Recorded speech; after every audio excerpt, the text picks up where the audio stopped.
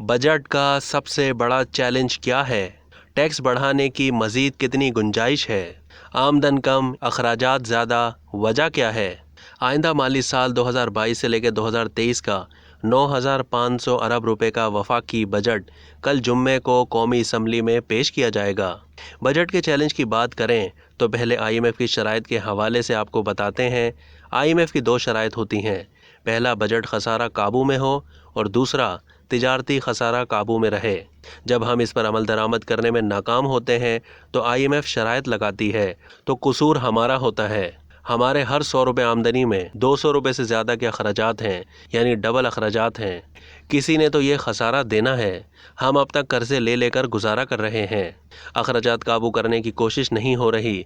दरामद कम करने और बरामदात बढ़ाने की हिकमत अमली नज़र नहीं आ रही।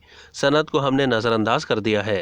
हुकूमत की जानिब से अक्सर ये कहा जाता है कि हम टैक्स नहीं देते, तो उसकी क्या हकीकत है? हमारे पास टैक्स बढ़ाने की मज़ीद कितनी गुंजाइश बाकी है? इस सवाल पर माहिरीन का कहना है कि दुनिया में कहीं भी कोई भी शख्स खुशी से टैक्स देने को तैयार नहीं होता। डिटरनेस पैदा की जाती हैं। आपके पास जो सबसे पहला डिटरनेस ऑटोमेशन है, वो ऑटोमेशन इतनी अच्छी हो कि इधर आपके पास डेटा आए।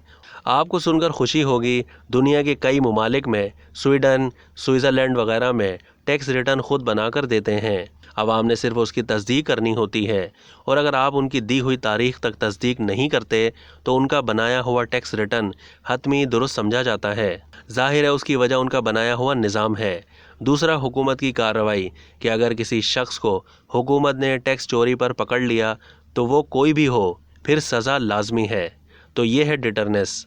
पहले टैक्स रिफॉर्म्स का जब आगाज़ हुआ था तो आलमी बैंक ने 67% पैसे सिर्फ ऑटोमेशन के लिए दिए थे, क्योंकि दुनिया में ये समझा जाता है कि जब डेटा बैंक होगा तो आप सारे काम बेहतर तरीके से कर सकते हैं। मैं समझता हूँ कि हम दो खराबियों को दूर कर लें तो हम 8 ट्रिलियन रुपए बहुत जल्दी जमा कर सकते हैं।